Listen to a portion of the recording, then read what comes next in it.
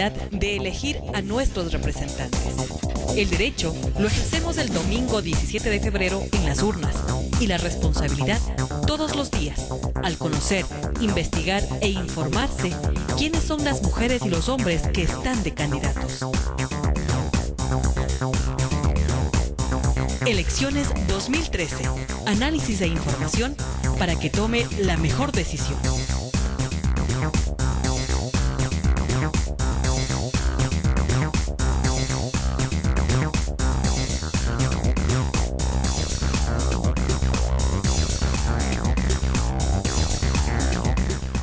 Amigos, amigas, buenos días. Son las 7 de la mañana con 39 minutos. Hoy es jueves 7 de febrero de 2013. Cumplimos un mes al aire en este programa que TVMIG, Canal 47, transmite para las provincias de Cotopaxi, Tungurahua, el sur de Pichincha, parte de Chimborazo y parte de Pastaza, con la finalidad de conocer a los candidatos y a las candidatas a asambleístas provinciales de Cotopaxi. Hoy empezamos en la práctica la segunda ronda de este programa, que es la ronda de debates. Le íbamos a empezar ayer, pero no tuvimos la participación de los dos invitados, que eran el arquitecto Francisco Ulloa, primer candidato de la lista 15 del MPD, y del señor profesor Armando Tixelema Granja, que era el primer candidato de la lista 8-17 de la Alianza Avanza Partido Socialista. Pero hoy sí tenemos la presencia del doctor Francisco Cañizares, primer candidato principal de la lista 6 del Partido Social Cristiano, y del ingeniero Carlos Vivas. Él es el primer candidato principal de la lista 25 del Movimiento Ruptura. La del Movimiento Ruptura apoya la candidatura presidencial de Norman Ray, y la del Partido Social Cristiano apoya la candidatura del banquero guayaquileño Guillermo Lazo. Muchísimas gracias por estar aquí. Esto es evidencia, como decíamos ayer, la voluntad de debatir. Se supone que los asambleístas van a la asamblea precisamente eso, a discutir, para discutir en el buen sentido, ¿no es cierto? A discutir, a debatir, a analizar, a consensuar leyes y, por supuesto, también a expresar discrepancias, porque esa es la vida democrática de una sociedad, no solo en el Ecuador, sino en cualquier parte del mundo. Las reglas del debate son las siguientes. Vamos a realizar 8 preguntas relacionadas con diferentes tópicos, y cada una de las personas invitadas, cada uno de los candidatos tendrá 2 minutos por reloj para expresar sobre el tema. Para expresar sobre el tema, automáticamente cuando se cumplan los 2 minutos el micrófono dejará de salir al aire. Luego vendrá una réplica o un complemento. No necesariamente tiene que ser réplica, porque capaz que coinciden en las respuestas y lo único que hace el otro candidato es contribuir a complementar eso.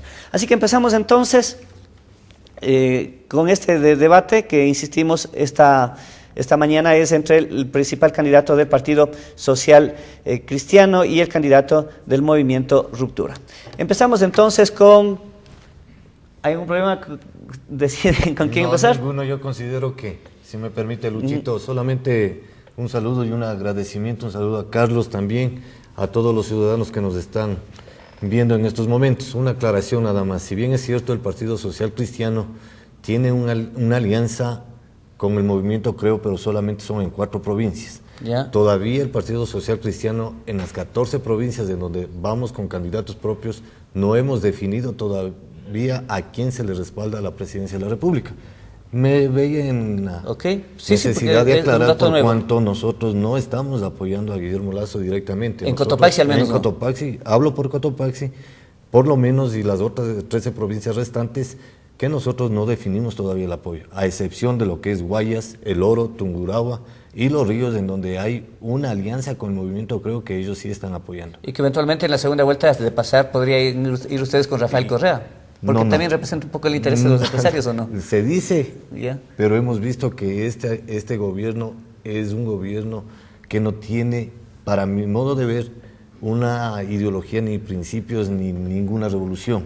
Prácticamente lo que está, y hemos visto todos los ciudadanos, es un interés muy particular que tiene todo su entorno. Ok, para ser equitativos, también bienvenido, ingeniero Carlos Vivas, antes de empezar con el debate.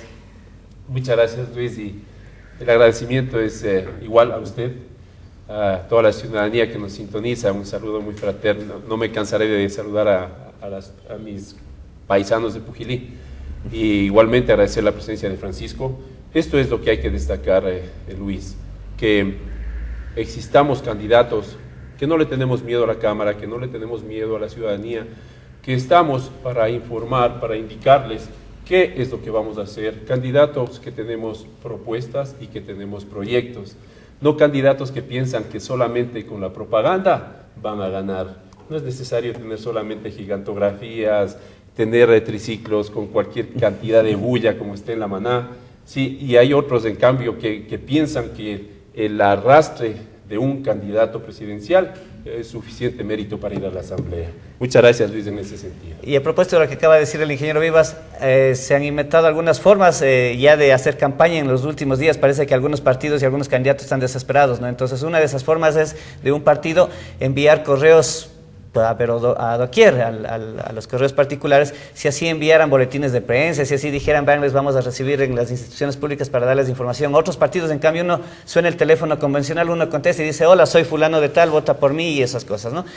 Bueno, pues respetamos, también es parte de la creatividad, pero algunas personas consideran que eso es un acoso electoral. Empezamos entonces, el cronómetro empezará a correr desde el momento en que yo deje de preguntar y empiece a contestar el candidato. Empecemos entonces por mi derecha, justamente con alguien de derecha. Y es que la primera pregunta tiene que ver con la vieja y la nueva política. El Partido Social Cristiano siempre ha sido un actor desde hace años en la trayectoria política de Ecuador, ha pasado por algunos nombres también, y básicamente, digamos, Francisco Cañizares representa ese partido. Y en cambio Ruptura, desde su nombre, ¿no es cierto?, es un partido nuevo, hay una filosofía diferente, así que vamos a empezar entonces por esa pregunta. Doctor Cañizares, gracias por estar aquí nuevamente. Entre la vieja y nueva política, ¿qué considera usted que se deba conservar? ¿Qué considera usted que se debe rescatar? ¿Qué considera usted que se deba romper y cambiar? A ver, primeramente, Luis, yo considero que no debemos hablar de una partidocracia o de una política antigua y una política nueva, o de los partidos nuevos o los partidos viejos, o de los partidos tradicionalistas, porque un partido tradicionalista prácticamente sería el Partido Social Cristiano, que tiene ya su vigencia desde el año de 1951, desde su creación con Camilo Ponce. En ese sentido, yo considero que los actores que hoy creemos en una democracia, que creemos en un Estado social de derecho y en un Estado libre de mercados, justamente estamos para eso.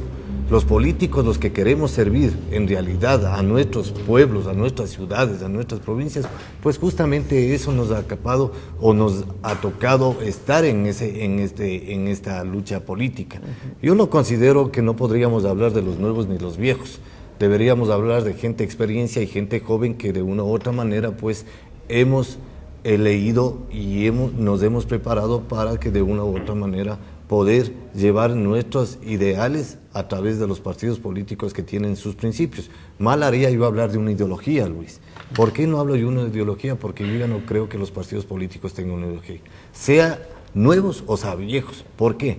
Porque los partidos políticos mismos se han encargado, todos, sin excepción alguna, de no prepararles a sus bases. Y es así que ya no se puede hablar de ideología. 30 segundos, ¿no? Nosotros lo que más hablamos de los principios que tenemos, como el principio que son constitucionales y que hay que respetar una democracia.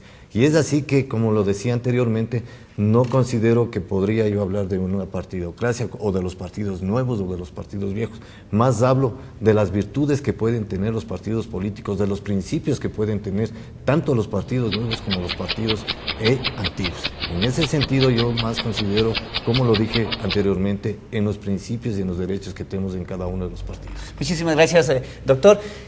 Ahora es el turno del ingeniero Carlos Vivas. Vamos a tener el relojcito para que ustedes puedan guiarse en la esquina inferior de la pantalla del monitor que hay aquí en estudios. Además, ya faltando 10 segundos sonará el relojcito como acaba de suceder. Y claro, después de que acabe el ingeniero, usted tendrá derecho a complementar o a la réplica como considere necesario. Ingeniero, les repito entonces la pregunta para usted. Entre la vieja y la nueva política, ¿qué se debe conservar, qué se debe rescatar y qué se debe romper y cambiar? Luis, Francisco y ciudadanía. En el caso de ruptura, como usted mismo lo dice, hay que romper todos los esquemas anteriores, no porque sean viejos o porque seamos nuevos, sino porque justamente no se está atendiendo a una parte fundamental del hacer política, que es la ideología. Vemos que nuestros partidos y movimientos, si se los puede llamar así, ahora ya no tienen eso. Ahora estamos en un lado, estamos en otro lado, nos ubicamos en donde nos convenga. no en donde estamos convencidos que debemos estar. Caso ruptura. Nosotros sí somos defensores y mantenemos un principio fundamental que es el de la democracia. Y en nuestro caso es una democracia radical, en donde lo principal es la solidaridad, el respeto, la diversidad cultural que tenemos en nuestro país y una visión de manejo responsable de los recursos naturales. Podemos ver que el manejo económico no es tan bueno como se le dice y como se lanza flores. Estamos hipotecados a China, leerán el periódico de ayer, por favor. Entonces, en ese sentido, vemos de que mantenemos las mismas políticas de antes. Nos unimos, nos asociamos, hacemos una alianza con quien nos convenga, de acuerdo a qué es lo que vamos a hacer.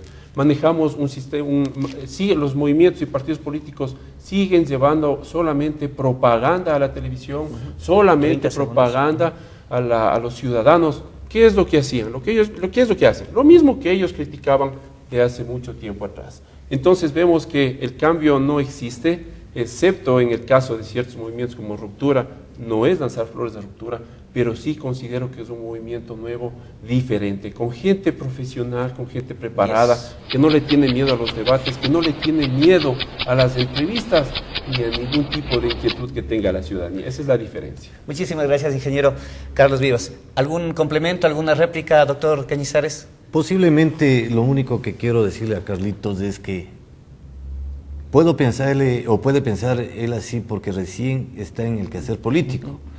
No puedo decir que soy una persona con mucha experiencia, pero sí considero que cuando uno ya ha trajinado un poco en la política, pues ya tiene una idea más clara, una idea de cómo se está o cómo se están fortaleciendo los partidos o cómo han nacido los candidatos en los partidos políticos. Entonces es así cuando nosotros hablamos de una equidad, de una situación justa, también debemos hablarlo dentro de los partidos políticos. Y yo muy de acuerdo en el sentido con Carlos en lo que decía, nosotros hablamos de un principio de solidaridad y es justamente una de las bases que también habla el Partido Social Cristiano. Ok, nos sobró entonces un minuto casi.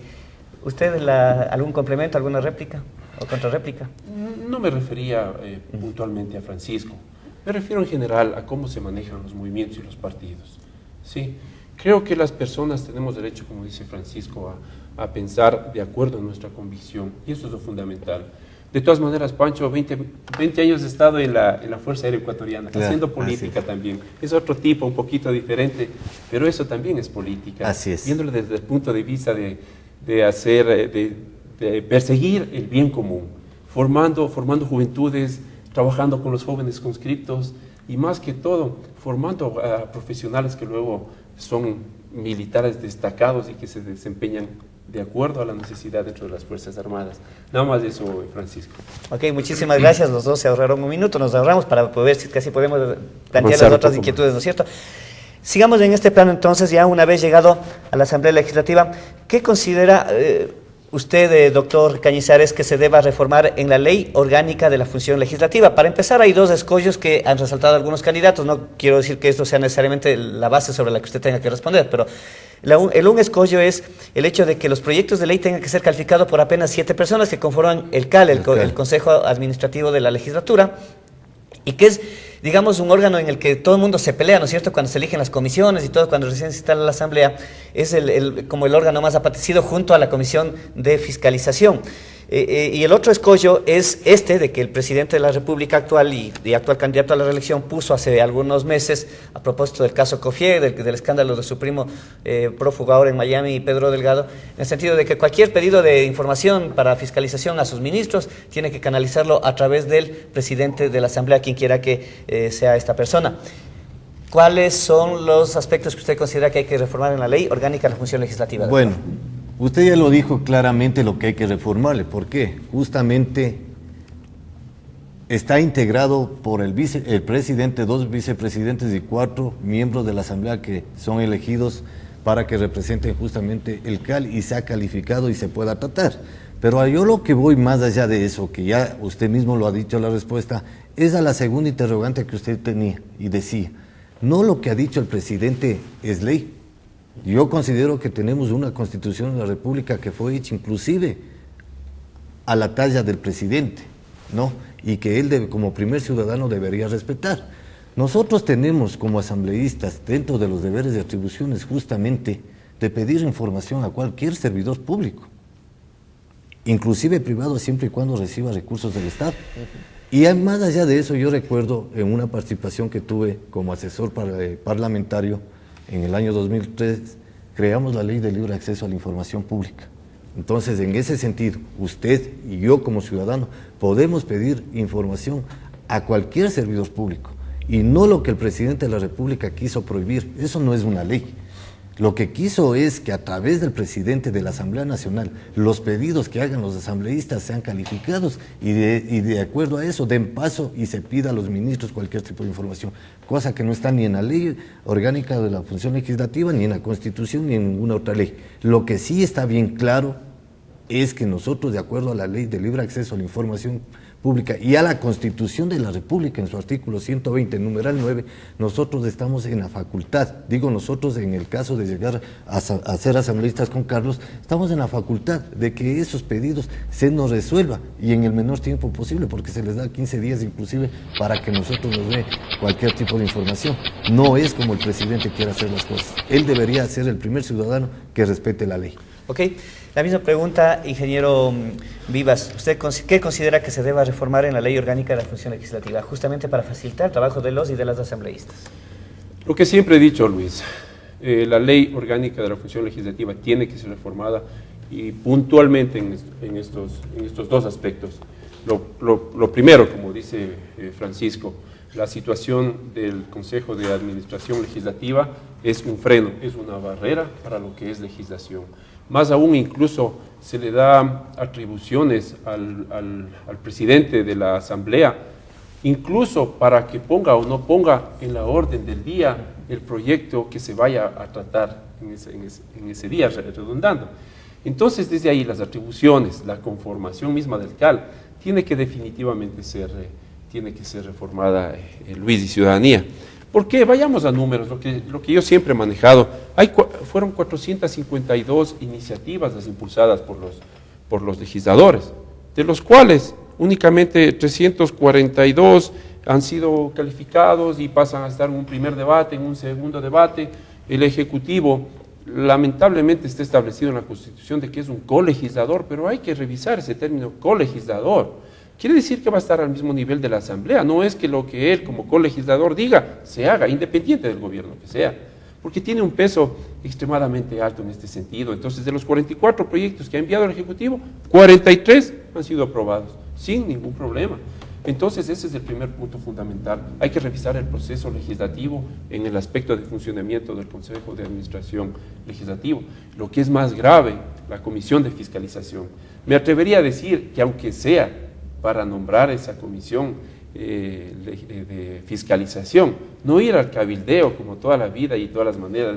Así hemos visto, todo el tiempo se ha hecho de esa manera. Me atrevería, aunque sea ir Cara o Cruz, o Pares o Nones, o Yanquempo, sí, para de acuerdo a eso designar los miembros de la comisión, porque así no se puede legislar.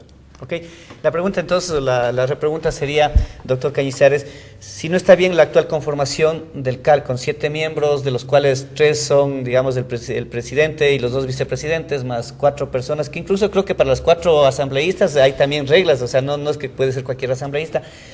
¿Cuál debería ser la conformación de este CAL? Vea, yo considero que como estamos hablando de una reforma, no debería existir el CAL para mi concepto y deberíamos regresar, no es regresar al pasado o al antiguo, sino que antes había más democracia, en donde usted mismo dijo, y es la verdad, en donde uno va a debatir pero con ideas, no va a insultos, sino que uno tiene que ir a debatir con las ideas que se tiene y justamente para eso es lo que el pueblo nos elige. Entonces, en ese sentido yo considero que esa sería la manera o la forma de salir en una reforma del CAL.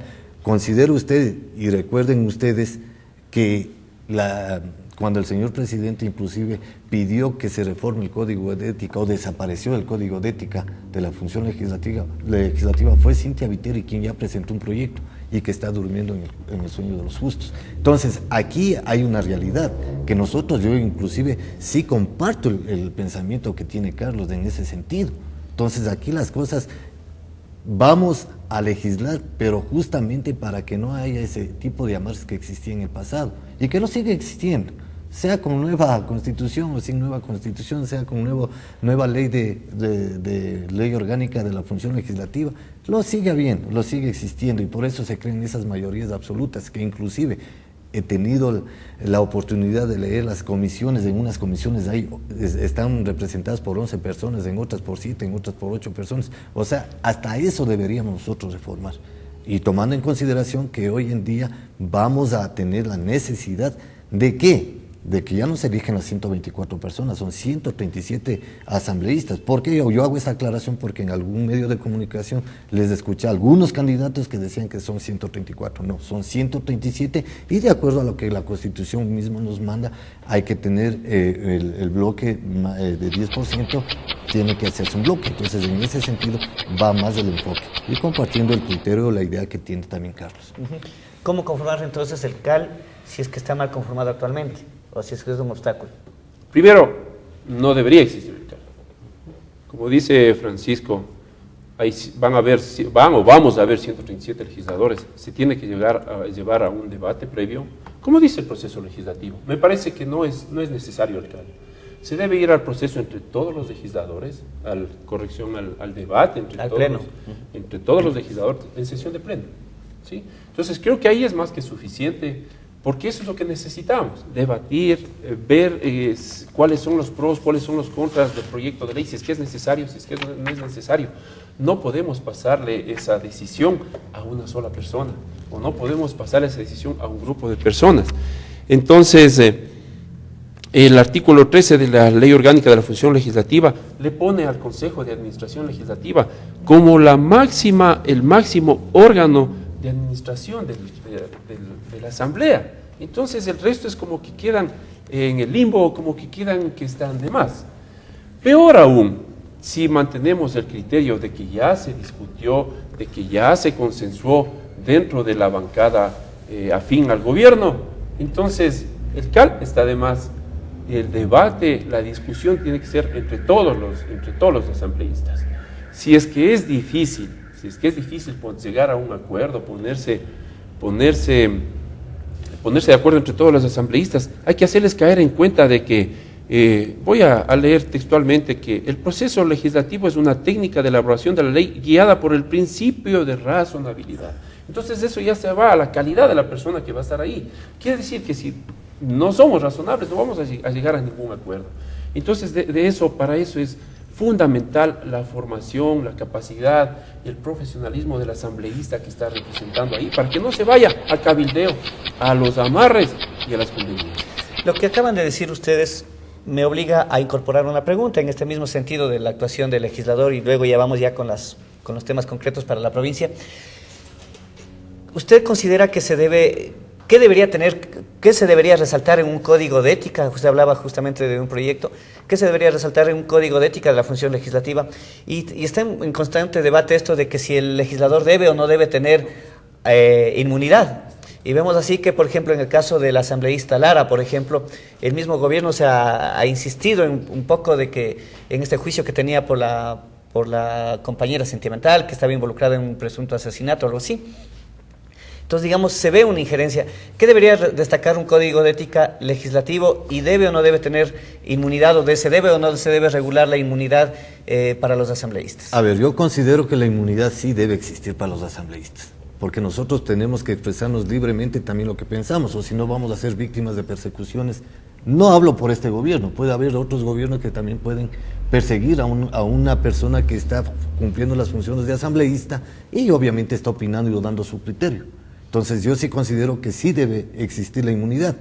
Lo que no estoy de acuerdo es justamente que una persona que haya cometido alguna infracción, sea una contravención o algún tipo de delito, pues como mismo lo dice la Constitución y la Ley Orgánica de la Función Legislativa, debe ser sancionado. Entonces yo no estoy en contra de que una persona que es asambleísta, que cometió alguna infracción, obviamente debe ser juzgado, y por eso es juzgado ante una Corte Nacional de Justicia, antes Corte Suprema. Entonces, en ese sentido, yo considero que si hablamos de la inmunidad o del caso sentimental del asambleísta Lara, pues es un caso muy particular, muy personal, que pudo haber pasado en su momento, que inclusive se puede hablar inclusive que fue víctima de una persecución porque ya hay un dictamen de un tribunal. En ese sentido yo más me voy por ese lado. Ok, le sobran segundos. La misma pregunta, ¿debe tener inmunidad el asambleísta, debe conservarse la inmunidad? ¿Y qué debería destacar un código de ética de la función legislativa? La inmunidad es fundamental para el asambleísta. Si no, iríamos atados de manos, más de lo que ya están los pobres asambleístas que están en la asamblea. Eso no creo que sea, que se deba llevar siquiera a discusión. Claro. La inmunidad es fundamental para el asambleísta desde el punto de vista de lo que es una inmunidad, ¿sí? Entonces, porque si no va a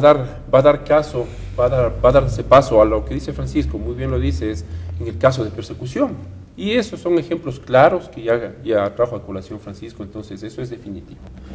En todo caso, la situación como usted menciona, el señor Lara, es a vista de cualquier persona, se puede ya catalogar como una persecución. La segunda parte que me... ¿Qué debería destacar un código de ética? El código de ética, como su palabra lo dice, pues, no creo que sea necesario, porque eso es ya cuestión personal. Es cuestión de la persona, ¿sí? Es cuestión de la formación que el legislador haya tenido. Y volvemos a lo mismo, es cuestión de principios, es cuestión de ideología. Entonces, si es que no estamos enmarcados dentro de estos tres puntos y de estos tres temas que yo topo, por más código de ética que le pongan, como ese que creo que llegaron a firmar recién ciertos candidatos, recién son candidatos y están firmando un documento en el cual se comprometen a hacer lo que diga el jefe. Eso, solamente desde ahí, ya no es ético. Entonces, creo que el código de ética estaría de más, la ética está en la persona. La repregunta sería sobre lo siguiente. Yo preguntaba esto del código de ética porque el propio, insisto, nos toca guiarnos porque es el candidato a presidente. Él dijo hace poco en una sabatina, cuando estaba, antes de lanzar los candidatos, él dijo, perdóneme, he robado un poquito de tiempo de mis actividades como presidente para dedicarme a mi actividad como director nacional de país, porque yo no quiero que me vuelva a pasar lo que me pasó hace 4 años, que vengan sátrafas, traicioneros, traidores, que las palabras que suele utilizar. Y decía esto porque él decía que llegó a la asamblea con 58 asambleístas, 7 se les viraron, se quedaron con 51 y con su propia boca el economista Correa dijo que habían tenido que acudir a estos asambleístas que se hacían llamar o autollamar independientes y que les tocó un poco ceder, que les tocó estar sometidos al chantaje. Es decir, ya estaba reconociendo algo de al menos una presunta irregularidad en ese sentido. Entonces el asunto es, ¿se debería elaborar o ese código de ética legislativo también debería tener tal vez alguna sanción para el Poder Ejecutivo, es decir, de comprobarse casos de estos? Es decir, no solamente el culpable es el que chantajea, sino también el que se deja chantajear, ¿no? Pero, Luis, me voy a referir a lo que anteriormente estábamos ya conversando, dialogando en este espacio. Yo digo claramente que Cintia Viteri presentó ya un código de ética, justamente donde recoge todo lo que estamos ahorita conversando. Es decir, si es que Francisco Cañizares o Carlos Vivas se van de la línea partidista, pues prácticamente ellos tienen que ser expulsados del Congreso Nacional. Y eso es para que todos los asambleístas vayamos con una sola camiseta y vayamos en procura de hacer las verdaderas leyes que necesitan nuestra provincia y nuestro país, pues. Pero ¿no sería también eso arriesgarse a que tiene que hacer de ley lo que obedece el jefe, así vaya en contra de sus principios individuales? Lo que pasa es que usted tiene que también democráticamente debatir dentro de la bancada de cualquier partido político que usted tenga. Entonces, y eso sí está contemplado en el Código de Ética. Entonces aquí yo recuerdo en el 2003 había un código de ética en donde muchos asambleístas no votaban por una línea partidista, sino que votaban ya en un asunto muy personal que lo tomaba. Y existía ahí el código de ética en donde ahí las personas sí eran sancionadas a través del código de ética, con suspensiones, con las remuneraciones, inclusive con la destitución. Y eso sí debe existir, porque uno debe ser leal a sus principios, como decía Carlos. Entonces eso ya depende de la persona misma que llegue allá y deba ir a proponer lo que en campaña lo dijo. Entonces aquí hay propuestas, hay proyectos en donde coincidimos plenamente con Carlos. Que debe exigir o debe existir ese código de ética, pues estamos muy de acuerdo.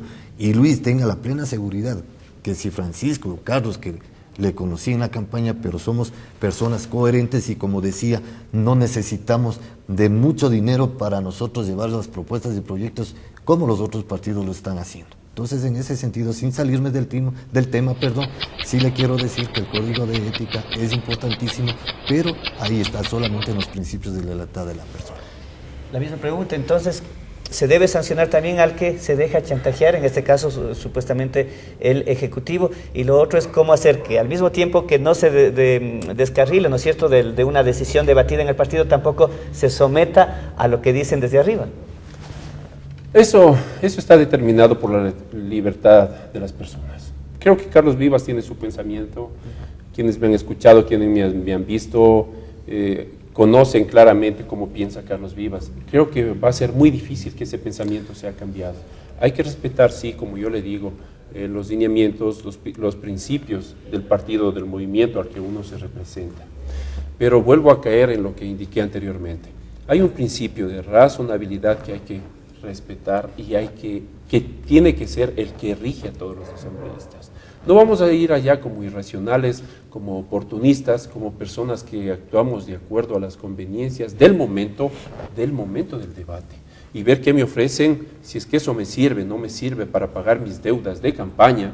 ¿Sí? Entonces, eso de hecho es antiético. Entonces deberíamos tener la cara de nosotros como por propia voluntad, separarnos y dejar ahí la asamblea. Eso sería lo correcto. Es como en la vida militar se llama la disciplina consciente. Todo está en la conciencia, Luis. Todo está en los intereses que mantenemos las personas. Si estamos alineados con un movimiento, con un partido político, es porque tenemos claros esos principios y hacia allá nos vamos a orientar. Pero si nos dejamos sobornar, si nos dejamos chantajear, discúlpenme, pero ese legislador o quien cometa eso tiene que estar fuera, no solamente del partido, sino de la asamblea. Entonces, desde ese punto de vista, la ética debe ser el primer punto de comportamiento de todos los legisladores, independiente del partido o del movimiento al que pertenezca. Ok, son las 8:10, estamos en un debate entre el doctor Francisco Cañizares, primer candidato principal asambleísta de Cotopaxi por la lista 6 por el Partido Social Cristiano, y el ingeniero Carlos Vivas, primer candidato principal asambleísta de Cotopaxi por la lista 25 del movimiento Ruptura. Pasemos ya a los temas de interés provincial que han salido de lo que han dicho los propios candidatos en la primera ronda, cuando se les entrevistó individualmente, y lo que hemos revisado también en los planes, en las propuestas entregadas al CNE y que están también colgadas en la página de cotopaxinoticias.com. Y hay un tema que todos los partidos lo tienen en sus planes, es el tema de la reactivación agropecuaria de Cotopaxi, una provincia conocida tradicionalmente por esta actividad, que sin embargo, al igual que el resto del país, según reconocimiento de este propio gobierno, ha sido descuidado en el tema agropecuario. ¿Qué hacer entonces en el tema agropecuario, especialmente cómo redistribuir mejor la tierra y quiénes deben manejar las fuentes de agua? Dos aspectos concretos. A ver, primeramente hay que tener la idea clara. Nosotros siempre hemos hablado en toda nuestra campaña política, que ya está en los últimos días, hemos hablado de incentivos al agro. ¿Y cómo es los incentivos al agro? Darles créditos oportunos y baratos. Y nosotros ahí estamos también planteando para que ellos puedan comercializar y tengan precios de sustentación. Y justamente eso, ¿por qué lo decimos? Porque nosotros consideramos no solamente Cotopaxi, sino debemos considerar a todo el país, porque vamos a legislar en función de país. Porque hay camaroneras, hay agricultores, hay floricultores, hay agroindustriales. Entonces, en ese sentido, yo, estimado Luis, consideraría necesario a lo que nosotros estamos yéndonos, a legislar por el país, y no solamente ver, si bien es cierto, nuestra provincia de Cotopaxi es eminentemente agrícola y ganadera, pero también tenemos en Pichincha, en un cantón como es Mejía, tenemos en Cayambe, entonces en Tungurahua igual tenemos. Entonces lo Santo que tenemos, de los Sáchiras. Por supuesto, entonces nosotros tenemos que legislar en función de país. Y es así que nosotros, ¿quién debería administrar el agua? Pues por supuesto son los actores sociales. Y usted topó un tema muy importante, como es la ley de aguas. La ley de aguas, ya cuando fue hecha, ya fue realizada por este gobierno, pues ahí quisieron recién convocarles a los actores sociales. Y es por eso que esa ley de aguas está todavía en la Asamblea Nacional actual y no van a poder tratar porque justamente hicieron mal. Primero tenían que haber dialogado con los actores sociales que son los representantes y los que son las personas que conocen y los que necesitan. Entonces aquí tenían que haber socializado y nunca lo hicieron.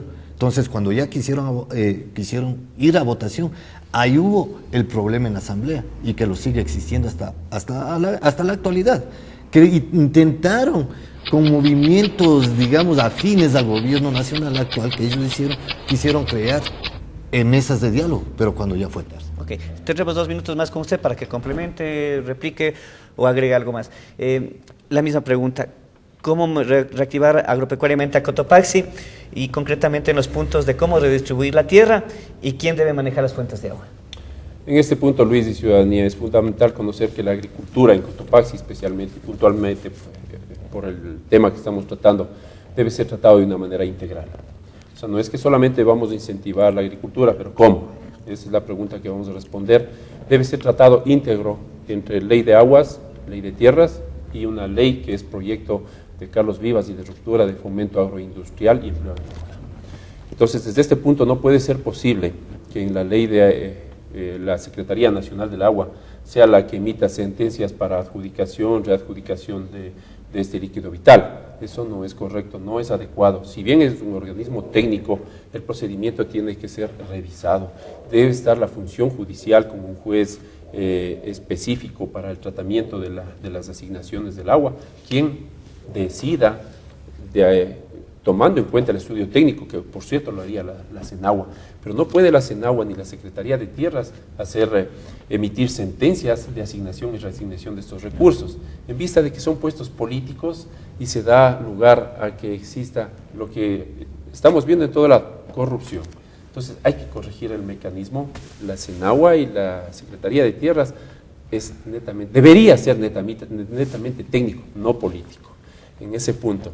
Ahora, ¿cómo vamos a lo que es la integración de estas tres cosas? En lo que es agua se debe crear una institucionalidad que favorezca el riego parcelario o campesino, viéndonos a la realidad de nuestro campo. Entonces, ellos son los que más necesitan el agua. Deberían tener un organismo en donde ellos participen como usuarios y los gobiernos provinciales también. En lo que corresponde a la ley de tierras hay que estar claros que el latifundio, el minifundio, principalmente el minifundio no es rentable. Entonces se debe llegar a un equilibrio en minifundio y latifundio. Ya completamos. Ok, exacto.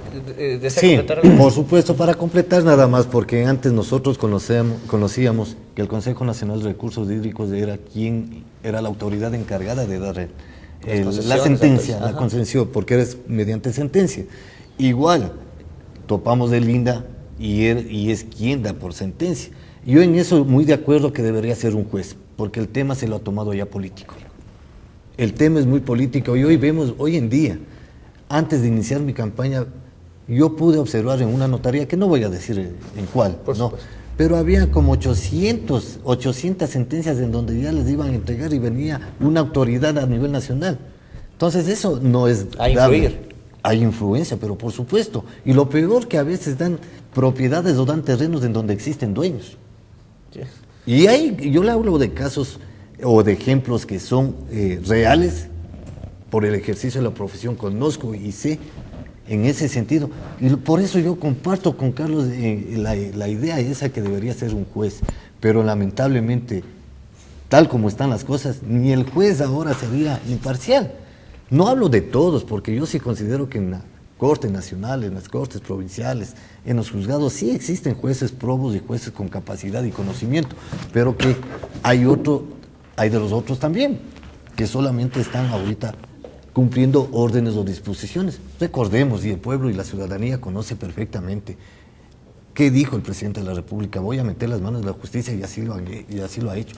Hay un informe de los mismos veedores internacionales que dijeron que están mal elegidos los jueces nacionales y hemos hecho algo a través del Consejo Nacional de la Judicatura, no se ha hecho absolutamente nada. Entonces estamos tratando el mismo tema, justamente para que haya viabilidad en todo trámite, debe ser justo, equitativo y debe ser independiente. Completamos lo que usted está Sí, completamos.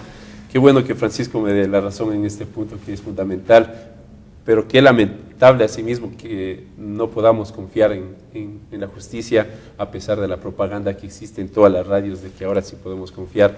Creo que no es así, falta, no quisiera decir que volvamos a caer en lo mismo, pero creo que es más factible que un juez sea el que decida respecto a los informes técnicos tanto de la Senagua y la Secretaría de Tierras. Continuamos con el caso de ley de tierras. Hay que estar muy claros en que el minifundio no es rentable ni económicamente ni desde ningún punto de vista, pero tampoco podemos estar de acuerdo con el latifundio y la concentración de tierras. Hay que llegar a un equilibrio entre las dos cosas y de acuerdo a eso trabajar en la asociatividad. Entonces, aquí también hay que aclarar en el caso de ley de tierras las formas de afectación a los terrenos de los campesinos o de cualquier persona. Hay que definir cuál es la función social y ambiental que cumple un determinado terreno. Hay que establecer claramente los mecanismos de expropiación. La Constitución ya lo dice, que hay que crear un fondo de tierras. Igualmente hay que crear institucionalidad en donde los campesinos e indígenas y otros actores rurales participen directamente. Eso es fundamental, porque si no vamos a continuar repartiendo el agua y la tierra a conveniencia política, y eso no es correcto ni adecuado. En lo que es la ley de agroindustria y empleo agrícola, estamos casi en cero en lo que es investigación. El INIAP hace sus esfuerzos, pero no tiene el apoyo correspondiente ni el que debería tener, siendo un país y una provincia agrícola y pecuaria y agroindustrial, como nosotros mismos nos catalogamos. Y así es. Entonces necesitamos incentivos tributarios. No podemos meter incluso a los agricultores dentro del saco de la mayor carga tributaria de Sudamérica, solamente atrás de Brasil y Argentina. Aranceles hay que disminuir para maquinaria agrícola e insumos. Ok, 8:20, vamos a una brevísima pausa y regresamos con temas que de cierta manera todavía están vinculados también al quehacer agropecuario. Hablaremos sobre los transgénicos. ¿Ustedes están de acuerdo, están en desacuerdo que se utilicen, que se permita el ingreso al país de transgénicos, que se utilice esto en la agricultura? También hablaremos a propósito de los campesinos, especialmente de la costa, si ustedes están de acuerdo o no están de acuerdo que se vuelva a permitir que se porten armas para defenderse de la delincuencia, y hablaremos del COTAD, que si bien afectan también a otros sectores, fundamentalmente afecta al sector agropecuario. Si están de acuerdo, como está el COTAD, hay que reformar algo. Volvemos enseguida. Tenemos el derecho y la responsabilidad de elegir a nuestros representantes. Elecciones 2013. Análisis e información para que tome la mejor decisión. De lunes a viernes, desde las 7:30.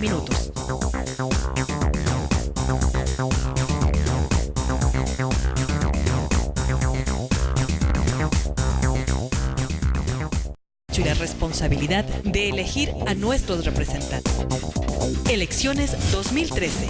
Análisis e información para que tome la mejor decisión. De lunes a viernes, desde las 7:30.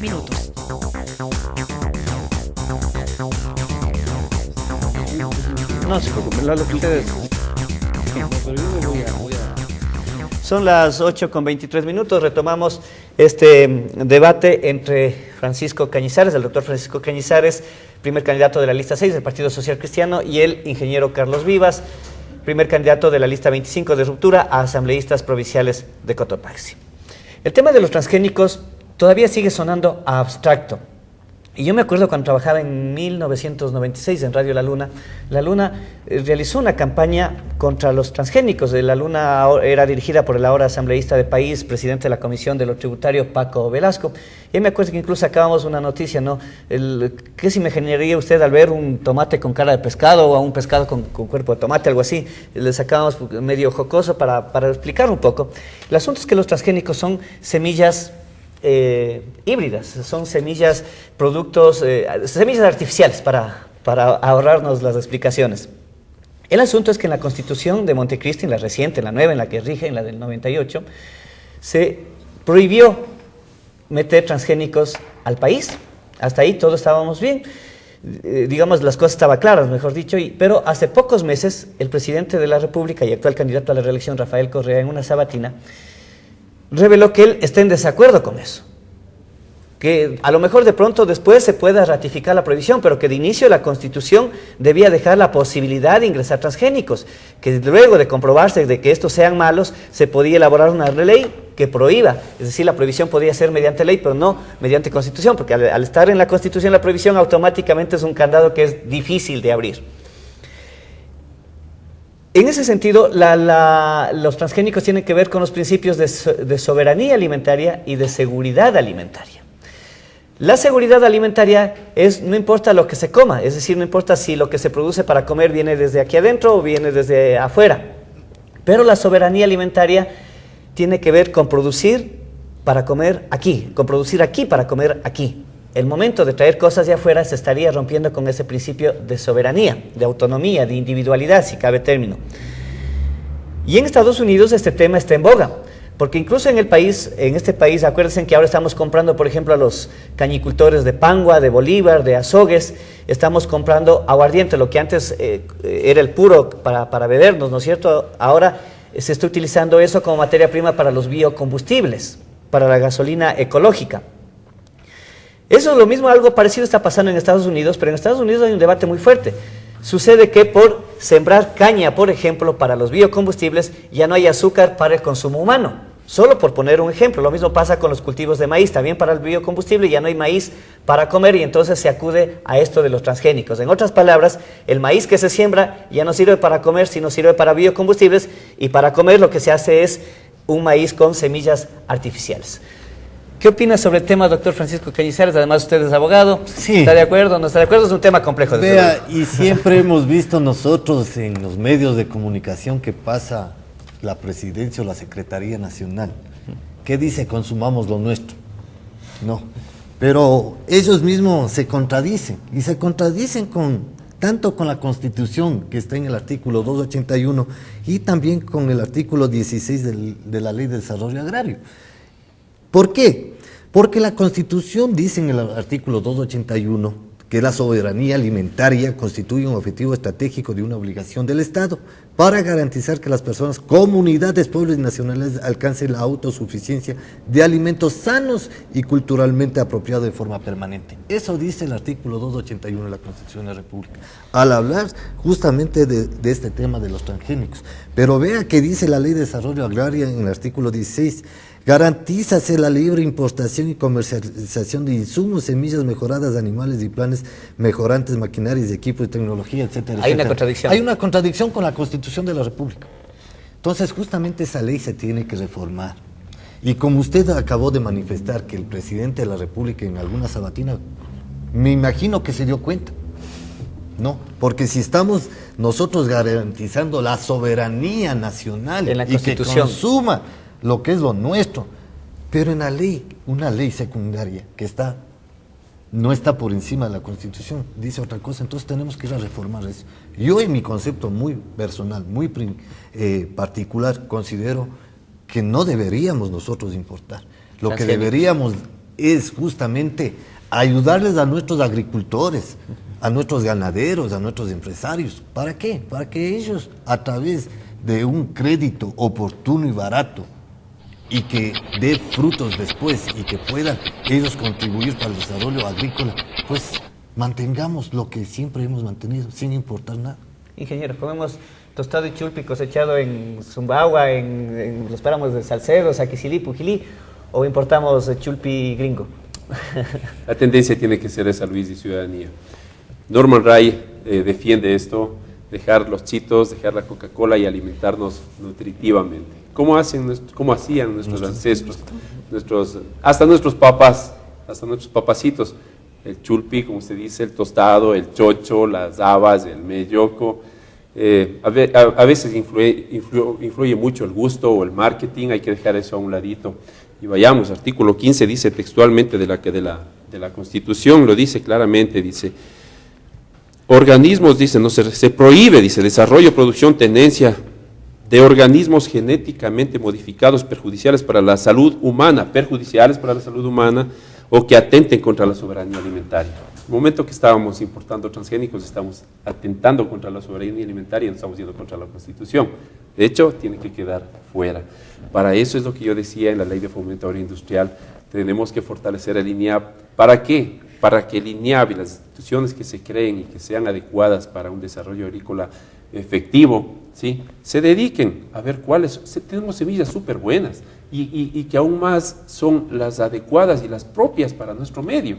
Nuestro medio es diferente a todo el mundo, entonces el INIAP debe dedicarse a eso. ¿Alguien ha comido últimamente una buena papa leona blanca?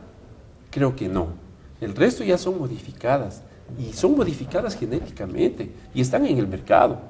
Entonces, hay que partir desde ese punto y hay que ir hacia eso, hacia que las instituciones de investigación nos recuperen los productos nuestros, los productos ecuatorianos, los productos que son sanos y que no van a ser desde ningún punto de vista un peligro para nuestra salud. Si es que hay la contradicción con la Ley de Desarrollo Agrícola, eso hay que reformar y eso está muy claro, hay que cambiar, no podemos envenenar a nuestros ecuatorianos. Y lo que me olvidaba de cuando les comentaba por qué surgió esto de los transgénicos es que el presidente Correa decía: me dejé influenciar por Alberto Acosta, que en ese tiempo era presidente de la Asamblea Constituyente, y claro, Alberto Acosta, que ahora es candidato en cambio de la Coordinadora Plurinacional de las Izquierdas, él plantea justamente eso de mantener ese mandato constitucional de prohibir la importación de transgénicos. Otro de los temas que preocupa al agro, especialmente al del sector rural, al del sector occidental, al sector subtropical, pero también se aplicaba antes en el sector de la sierra, es el portar armas, la delincuencia, la inseguridad, el latiguiato. Y entonces este gobierno dijo que para justamente combatir la inseguridad se prohibía que toda persona civil porte armas, incluso los guardias privados pueden portarlas solamente desde las puertas para adentro de sus empresas, más no desde las puertas hacia afuera. Es decir, si un guardia ve a alguien asaltando a alguien, no puede actuar con su arma en la calle, no puede auxiliarle con su arma en la calle. Ahora el pedido es que se vuelva a permitir que los campesinos utilicen armas para defenderse de la delincuencia. Hay candidatos como el de Sociedad Patriótica, Lucio Gutiérrez, candidato presidencial, que propone restablecer esa posibilidad. ¿Usted qué opina, doctor Cañizares? Bueno, yo respetando los criterios que han dicho ciertas personas, y yo considero que para hablar de seguridad no solamente está en el hecho de las armas. Y yo siempre he venido manifestando desde el inicio de mi campaña que el 40% de la población se encuentra insegura. No porque se porten armas, porque la delincuencia ha aumentado. ¿Y por qué ha aumentado? Porque lamentablemente se han hecho leyes prodelincuenciales que han permitido que secuestradores, violadores estén libremente. Hoy en un medio de comunicación nomás escuché y vi que una persona que había cometido 9 delitos estaba libremente y que justamente el día de mañana ya salía libre. Entonces, ¿qué ha permitido? Ha permitido entonces que tengamos unas leyes muy blandas, un código penal que no se aplica, un código de procedimiento penal que no se ven los procedimientos, y también una constitución garantista, pero que garantice a todos los derechos y principios que tenemos todos los ecuatorianos, no solo a los delincuentes. Y es por eso que al tema que usted me pregunta, yo no estaría muy de acuerdo en que se permita con facilidad que se porten armas. Decir que solamente se necesita para que cuiden las haciendas o con los terrenos.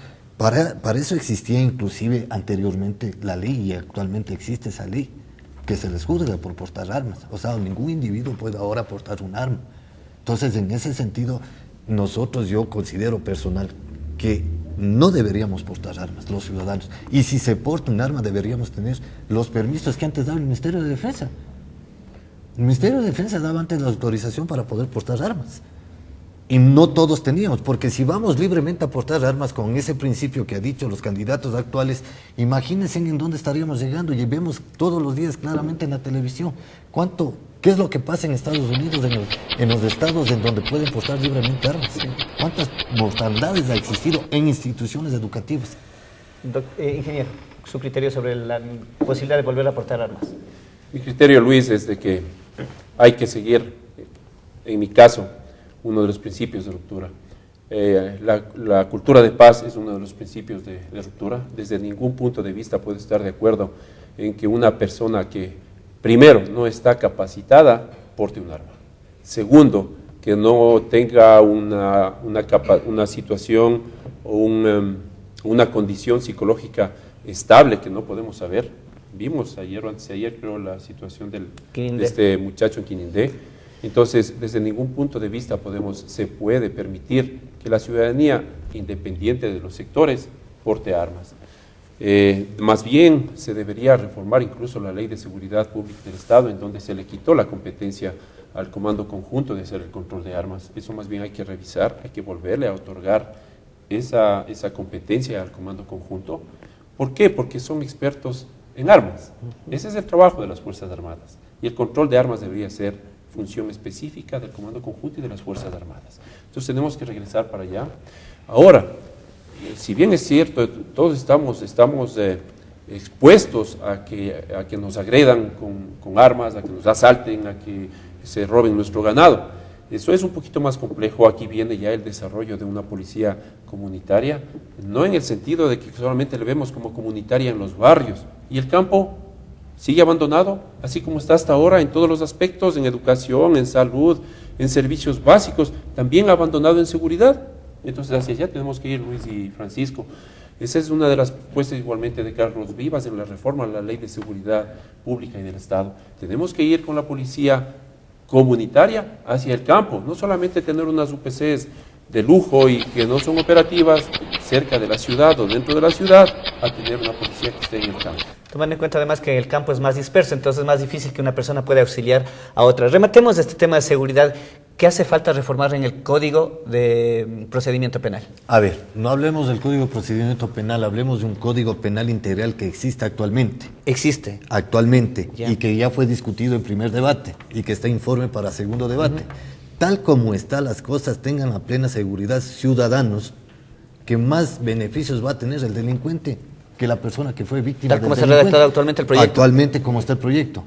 Y le urge, no sea, al gobierno nacional, y nunca va a tener los votos. Ojalá nosotros tengamos la posibilidad de estar ahí. ¿Cómo qué, por ejemplo? ¿Qué le favorece al delincuente? Por ejemplo, le voy a dar un artículo que está dentro del Código Penal Integral, que habla que una persona que tiene una discapacidad y que se ha comprobado del 30% asesina, esa persona no entra presa. O sea, a eso queremos llegar. Ayer vi en un medio de comunicación a nivel nacional de uno de los que está incautados, un debate que había, justamente ahí salía que ahora una persona no puede lanzarse ni un piropo porque ahora va a ser juzgado. Estamos llegando a eso. O sea, des en cuenta lo que contempla este Código Penal. A los mismos integral. medios también se les... A los medios igual, o sea, a todo el mundo, a todos los ciudadanos que queremos vivir en paz. Nosotros por eso hablamos que existe una inseguridad del 40% y por eso decimos con Ciudadanos que nosotros tenemos el proyecto de una aplicación de la medida sustitutiva a la prisión preventiva, para que justamente estos delincuentes que cometieron, no es un error, sino varios errores en su vida, porque a veces son hasta reincidentes, no tengan esa posibilidad. Porque yo siempre comparo y hago un ejemplo, y qué bien que los otros candidatos, no hablo por Carlos, hablo por otros candidatos que ya se les escucha hablar de seguridad, se les escucha hablar de agro, a raíz de algún conversatorio que así mismo tuvimos. O sea, qué bueno que estéis pensando también en eso los otros candidatos, porque otros lamentablemente solo hablaban de reformas constitucionales, que ni siquiera era por el camino viable por donde ellos piensan hacerlo. Entonces, en ese sentido, cuestiones de tiempo no voy a poder concluir, pero me tomaré de la siguiente pregunta para concluir este tema del Código Penal Integral. Lo mismo, ¿qué pasa con el Código Penal Integral? El proyecto, como decía el doctor Cañizares, está en la Asamblea. Y claro, es para supuestamente para endurecer leyes, pero también se endurece para ciertos sectores, como por ejemplo los medios, lo que decía los piropos, la señora de San Sebastián que nos suele llamar, nos decía el otro día que, por ejemplo, la negligencia médica sería penada con el Código Penal. Luis, es una tremenda preocupación, y Francisco, ciudadanía. Carlos Vivas ha revisado, sí, como decía Pancho, hay que interesarnos, hay que revisar, hay que estudiar, hay que leer. Me puse a revisar las famosas reformas al Código Penal y al Código de Procedimiento Penal. Es terrorífico, ¿sí? Tengo un cuadrito aquí de los comparativos de las penas privativas de libertad.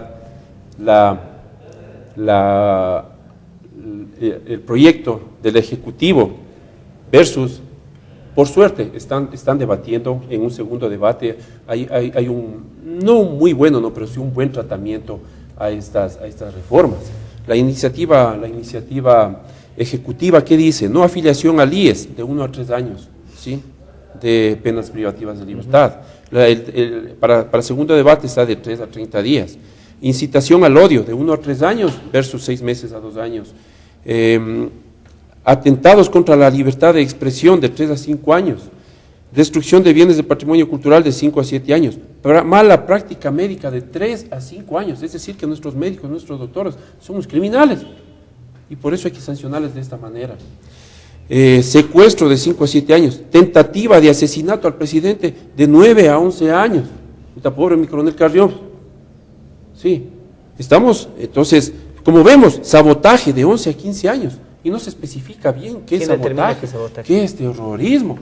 Discúlpenme, pero estas reformas pedidas de esta manera es únicamente para criminalizar la protesta. Aparte de que tenemos el derecho si me ayudas, Francisco, es el derecho a la resistencia. Tenemos el derecho a la resistencia. Establecido en el artículo 98 o 97 de la Constitución de la República. Con esto, ¿creen que vamos a poder resistirnos? No, señores, mucho ojo. Ok, vamos a tomarlos a complementar este tema. Yo quería complementar porque me parece importante este tema que estamos hablando, porque esto no se puede aprobar como está. Se tiene que estudiar bien esta ley. Más allá de eso, si nosotros tomamos un ejemplo pequeñito, con una persona que cometió una contravención en ley de tránsito conduciendo, ese pobre ciudadano le castigan 3 veces. ¿Por qué 3 veces? Primero, le quitan los puntos. Después paga una multa. Y para peor de eso, inclusive tiene que ir preso. En cambio, los delincuentes no van a ser juzgados de esa forma. Y por eso también debemos ir a reformar, Carlos, la ley de tránsito. Porque bien debe ser los puntos, o bien debe ser la multa, o bien debe ser la cárcel. Ellos no tienen derecho a una sustitución de la medida. Ellos tienen que cumplir. Si el juez le dio 3 días, 3 días. Si el juez le dio 15 días, 15 días. Si le dio Pero con este proyecto supuestamente se elimina la sustitución de penas para los delincuentes peligrosos. ¿Usted cree? No es así, porque aquí está la Constitución de la República, artículo 77, numeral primero. Que pesa más sobre el... Pero por cualquier ley. Entonces, en ese sentido, considero que no es como nos quieren meter a todos los ciudadanos o a toda la gente. Entonces, es diferente. Por eso, bien lo que dijo Carlos, él tiene un cuadro de las penas. Pero ¿cómo está el articulado? De lo que yo daba los ejemplos, estos 3 ejemplos que están, y muchos ejemplos más, no solamente hablan del asesinato, hablan del robo, pero que el delincuente, inclusive hablan de fianzas para los delincuentes y asesinos. O sea, es de Ripley lo que tiene ese nuevo Código Penal Integral, y que para muchos que he conversado, que son abogados de profesión, muchos me han dado la razón. Otros dicen que ese es el nuevo modelo de gestión de la justicia y la revolución avanzado a caminar. Respeto el criterio, pero no lo comparto. ¿Algo que agregar? Sí, es terrorífico, como yo les dije, las sanciones al terrorismo y al financiamiento de terrorismo sin tener una definición clara de lo que esto es y lo que esto conlleva. Imagínense, con una pena de 5 a 10 años tenemos, de acuerdo a lo que pude consultar, hay 36 casos de persecución por terrorismo sin que esté definido. Caso bandera es los 10 de Luluncoto, en donde no se ha podido probar que han estado haciendo ningún acto terrorista. Más aún, se pretende endurecer las penas por este delito con cárcel de 11 a 15 años, y en el caso también igualmente de lo que es financiamiento. Creo que no estamos en ningún país en donde el terrorismo sea la manera de actuar de los ciudadanos. Todavía yo creo que nuestro ciudadano ecuatoriano es tranquilo, es sensato y tiene una manera adecuada de lo que se confunde, de reclamar y de ejercer su derecho a la resistencia. Entonces hay que tener mucho cuidado con el tratamiento desde las reformas al Código Penal y de Procedimiento Penal. Ok, rematamos entonces el programa con algo que no podemos dejar de pasar, y porque, por ejemplo, mañana va a estar Ramiro Vela aquí de Alianza País, y obviamente toca plantear las mismas preguntas porque se ha basado también los argumentos, los que al menos yo he puesto en lo que hace el actual gobierno, y es de justicia que, por ejemplo, Ramiro también debate sobre eso. Y entonces a él me gustaría preguntar, y por eso les tengo que preguntar a ustedes, ¿qué pasa con el COTAD? Como decíamos, el COTAD plantea la posibilidad de que los consejos provinciales, los municipios creen impuestos antes que esa potestad era exclusiva del gobierno nacional, y afecta al sector urbano y al sector rural. En el caso del sector rural, por ejemplo, el impuesto tradicional de las áreas verdes.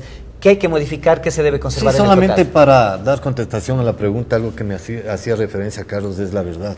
Es el derecho a la libertad que tenían los ciudadanos los 10 del Urucoto, que fueron afectados, y justamente la Constitución, en su artículo 66, numeral 6, y también en numeral 13, justamente es la libre asociación. Ellos pudieron estar reunidos, ¿no? Y ellos tienen el derecho a la resistencia de acuerdo al artículo 97 y 98. Entonces, quería yo aclarar ese tema, porque en verdad fueron ciudadanos que lamentablemente les quisieron juzgar por actos que nunca lo hicieron. Okay. Ahora, entrando al COTAD. tema ya del COTAD, prácticamente sabemos y conocemos que cada consejo provincial o cada municipio tiene sus diferentes actividades las que tienen que cumplir. En lo que tiene al respecto de crear impuestos, los impuestos nos están creando todos los días. En el municipio no he oído que se ha creado un impuesto, sino que han atacado al gobierno autónomo descentralizado anterior al decir que ellos han sido los que han subido. Pero bueno, nosotros como legisladores, si llegáramos a la asamblea respetando también la decisión del pueblo y también lo que a nosotros nos compete dentro del artículo 120, numeral 7 de la Constitución, nosotros también podemos interesarnos en lo que tiene que ver a lo que es justamente lo que tiene que pagar los impuestos. Por eso nosotros hablamos de impuestos, no más impuestos, porque queremos garantizarles que no se creen más impuestos y que se los tienen, y los impuestos que se han creado pues se mantengan ahí tal y como están. Y que obviamente sabemos y conocemos que hay reformas en el COTAD, ¿no? Y que justamente hablan de esto, que está para informe del primer debate en la Asamblea Nacional y que no le han tomado en cuenta porque no les conviene ahorita al gobierno nacional. Tenga la plena seguridad que si no estábamos en campaña electoral, el gobierno sí se hubiera interesado por esas reformas del COTAD. Entonces, eso hay que tener mucho cuidado, y también a los ciudadanos que tengan cuidado y denuncien. Okay. ¿Qué reformar en el COTAD o no es necesario reformar nada? Las reformas tienen que haber en el COTAD. No podemos estar de acuerdo en que se nos pongan más impuestos. Creo que tenemos más que suficientes. Estaba hablando de la carga tributaria de nuestro país, que está alrededor del 27%, solamente atrás de Brasil y Argentina. Sí, que son países que no tienen una bonanza, un boom petrolero como el nuestro. Se habla ya de un segundo festín del petróleo en nuestro país. Si es que la administración gubernamental tiene tanto dinero, no creo que sea necesario que incluso los gobiernos provinciales y los gobiernos cantonales vayan a crear una tasa o un impuesto por un mal servicio que siempre estamos acostumbrados a dar. Más bien yo quería en este punto hacer un llamado a las autoridades de la provincia, del cantón. El COTAD le da competencias al gobierno autónomo descentralizado de un cantón, le da competencias para administrar un aeropuerto. De eso hay que preocuparse, Luis y Francisco. Nuestro aeropuerto está botado, como yo dije, es como haber cogido el dinero y botado al río Cutuchi. Por ahí tenemos que irnos. Carlos Vivas se compromete a crear una ley que le permita y que le ayude a que el gobierno municipal, que hasta ahora creo que no ha hecho nada, asuma la competencia que le facilita y que le faculte el COTAD. Entonces tenemos que irnos por ahí, Luis y Francisco, ciudadanía. Tenemos que tratar de impulsar el desarrollo de nuestra provincia, de nuestro cantón también, de nuestros cantones. Y si el COTAD nos brinda esa puerta de entrada, hay que aprovecharla. Entonces hay que irnos por ahí. La cuestión de impuestos negativo, creo que tenemos más que suficientes. Hablamos de patentes. Para cualquier trámite que usted vaya a cualquier institución de gobierno cantonal, tiene que pagar, ya sea en especies, en hojas, en todo. Eso es más que suficiente. Los consumidores terminamos pagando justamente esos impuestos. Doctor Francisco Cañizares, muchísimas gracias por haber acudido a este debate. Ingeniero Carlos Vivas, igual. Han sido los primeros candidatos de la lista 6 del Partido Social Cristiano y de la lista 25 del Movimiento Ruptura. Como insistimos, la primera fase consistió en desnudar a los candidatos políticamente hablando, moralmente hablando incluso, y ahora esta segunda fase consiste en indagar un poquito en sus cabezas, en saber qué es lo que quieren hacer cuando lleguen a la asamblea, en caso de llegar, en caso de ser favorecidos con sus votos, amigos, amigas. Así que yo les agradezco muchísimo por haber sido muy respetuosos con el tiempo. Por hablar hay muchísimo, Espero que esto contribuya a definir su voto, amigos, amigas. Mañana tendremos en este debate a Ramiro Vela, primer candidato de la lista 35 del Movimiento Alianza País, y al capitán César Díaz, primer candidato de la lista 3 del Partido Sociedad Patriótica. Que tengan un excelente jueves. Soy Luis Muñoz. Hasta mañana.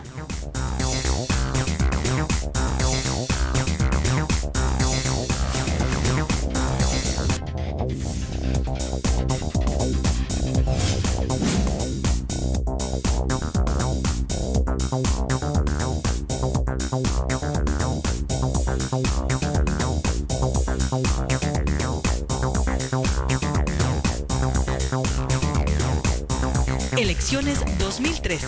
Análisis e información para que tome la mejor decisión.